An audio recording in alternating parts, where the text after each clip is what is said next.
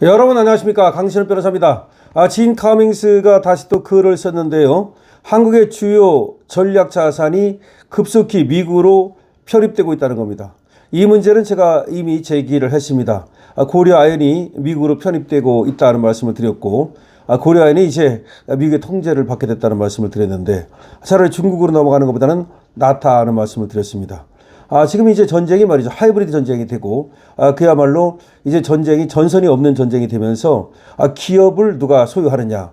그리고, 핵심 기업, 그리고, 방산 기업, 그리고 또, 히토리라든지, 또, 특별한 어떤 그 비공습 광물이라든지 이런 것들을 제를 하는 고려아연과 같은 기업, 이런 기업을 누가 소유하는가에 따라서 앞으로 이제 경제 전쟁에서의 승패가 좌우된다는 겁니다. 그래서 지금 미국은 중요 전략 자산을 미국으로 편입시키는 작업을 계속하고 있는데, 지금 한국의 중요 전략 자산을 미국으로 편입시키고 있습니다. 예를 들어서 하나 에어로스페이스라고, 여러분 아시다시피 이거는 탄약 만들고 무기 만드는 그런 중요한 군수 기업이죠. 이 기업을 갖다가 미국의 탄약과 포병, 군수물자 공급 부족 문제를 해결하기 위해서 미국이 말이죠, 우리의 이 기업을 갖다가 사실상의 미국으로 편입시키는 작업을 하고 있습니다. 그러니까 우리가 미국에다가 이 군수물자를 수출한다는 차원을 넘어서 한국에 생산한 무기를 미국에 판매하는 구조가 아니라 미국 전쟁 수행에 필수적인 탄약과 군수 핵심 부품의 생산 거점 자체가 미국으로 이전되는 상황입니다. 그러니까 하나 에어로스페이스가 미국 현지에서 물건을 만들도록 미국이 유도하는 거죠. 그러니까 우리나라 기업이지만, 우리나라 기술이지만 미국 현지에서 물건을 만들도록 함으로써 우리나라에서 만들어서 미국으로 수출하는 게 아니라 메이드 인 아메리카가 되는 거죠. 메이드 인 USA가 되는 거죠. 고려아연 또한 마찬가지입니다. 고려아연 지분을 미국 정부가 사들였습니다. 이건 이제 고려아연이 미국 정부의 영향권 아래에 놓인다는 것을 의미하고요. 그리고 고려아연이 짓는 재련소를 미국에 짓는다는 거죠. 마찬가지로 Made in USA를 만든다는 겁니다. 반도체와 배터리 공급망 역시 마찬가지입니다. 여러분 아시다시피 삼성전자의 지금 미국 공장을 짓고 있지 않습니까? 이 역시 우리나라에서 반도체를 만들어서 미국으로 수출하는 정도, 그게 아니라 이제는 삼성전자의 부품을, 삼성전자의 반도체를 미국에서 만들어서 그것을 거기서 조립하거나 또는 거기서 완제품을 만들거나 이런 것들을 이제 또 시도하고 있습니다. 배터리 역시 마찬가지고요. 자, 그래서 텍사스주 테일러의 대규모 반도체 파운드리 공장을 지금 건설하고 있는 것도 역시 미국 내 첨단 반도체 생산과 미 정부, 미국 기업 대상 공급을 전제로 설계된 생산기지입니다. 다시 말하면 미국에다 짓는 삼성전자의 공장은 미국에 쓸 물건을 만드는 겁니다. 그러니까 거기서 만들어가지고 다른 나라로 판다는 게 아니라 미국에서 쓸 물건을 미국에서 만든다는 그런 의미를 갖는다는 겁니다. 그럼 이게 왜 중요하냐? 한번 생각해 보십시오. 한국이 어떻게 됐을 경우, 전쟁에 휘말렸을 경우, 무슨 일이 발생했을 경우, 그때 만약에 그냥 한국에서 만든 물건을 미국에서 사가면 여기서 못 만들면 어떡할 겁니까? 막말로 얘기해서 삼성전자가 어떤 일로 인해서 불바다가 됐어. 그래서 반도체를 더 이상 못 만들어. 그 경우 공장이 미국에 있으면 미국에서 만들면 되잖아. 바로 그거를 지금 미국은 노리는 거예요. 그러니까 TSMC도 마찬가지예요. 대만이 예를 들어서 중국으로 넘어갔어. 그러면 TSMC가 중국게 되잖아요. 그랬을 때 지금 TSMC에서 담당하고 있는 파운드리 반도체, 이거 난리 나잖아요. 그러니까 미국은 어떤 생각을 했느냐? 야, 대만에서 만들어서 우리한테 수출하지 말고 차라리 우리나라에 와서 공장을 지어. 이렇게 된 거예요.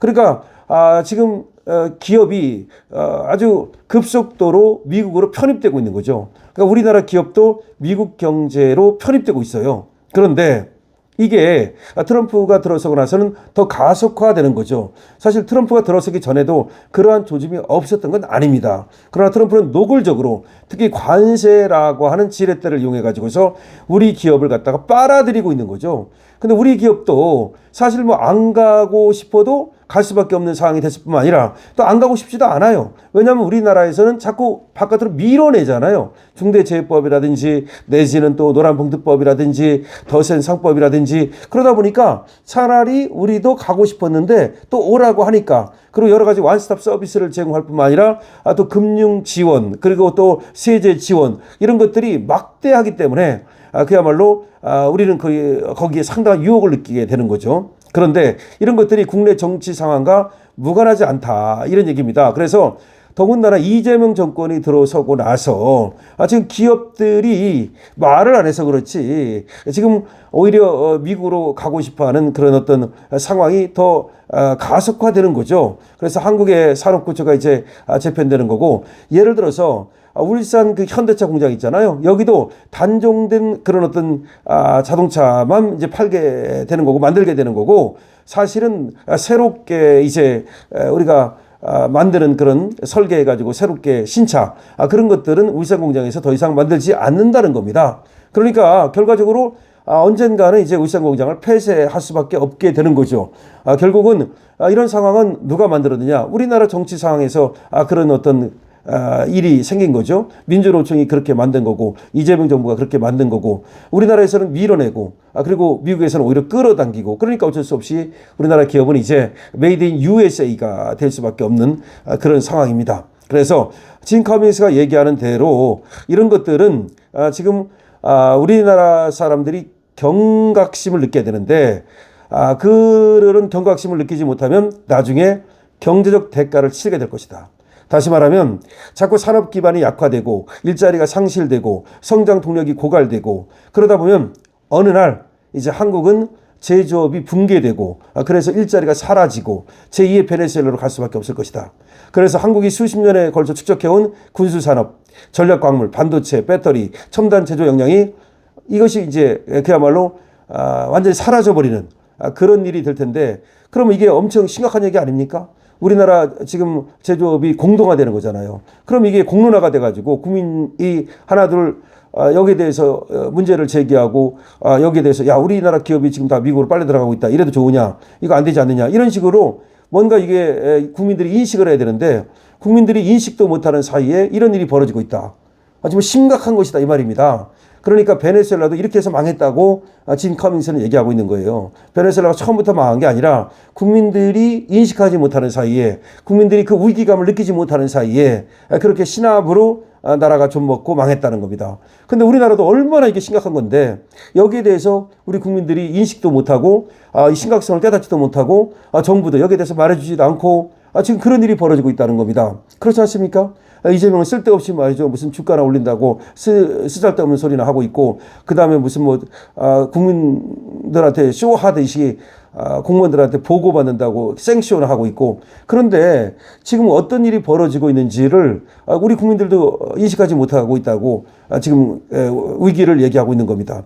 그러니까 집단적 안일함 그리고 방관 이런 것이 계속된다면 한국의 미래는 낙관하기 어렵다. 국가는 어느 날 갑자기 무너진다는 거죠. 그러니까 사실은 어느 날 갑자기 무너진 게 아니라 그런 징조가 계속 있어 왔는데 그걸 갖다 눈치채지 못하고 거기에 대해서 대처하지 못하면 갑자기 무너진 것처럼 보인다는 겁니다. 그래서 어느 나라도 갑자기 무너지는 나라는 없다는 얘기예요, 역설적으로. 그러면 그것이 어떤 곪고 그런 어떤 상처나고 문제가 생기고 그랬을 때 그걸 고치고 경각심을 갖고 거기에 대처하고 이러면 되는데 지금 한국의 상황이 보니까 완전히 지금 기업이 미국으로 빨려 나가고 있고 한국의 제조업이 무너지고 있고 한국이 지금 사실상 어떤 이 경제 구조가 완전히 재편되고 있으면서도 그리고 이제 한국 국민들에게 불리한 쪽으로 이렇게 진행되고 있는데 여기에 대해서 전혀 인식도 하지 못하고 공론화도 하지 않고 있다 이런 얘기입니다. 근데 이거는 결국은 이재명 정부 때문에 그런 거예요. 이재명 정부가 여기에 대해서 대처할 능력도 없고 자기 스스로도 부동산 올라가는데 방법이 없다 이런 식으로 얘기했잖아요. 부동산 계속 오르고 있어요. 문재인 정부 때보다도 더 많이 올랐답니다 올해. 근데 이재명은 능력이 없는 거야. 그러니까 내 탓 아니다. 내 책임 아니다. 그런 식으로 사실상 나와버린 거 아닙니까? 마찬가지예요. 기업이 지금 저도 빨려 나가고 있어요.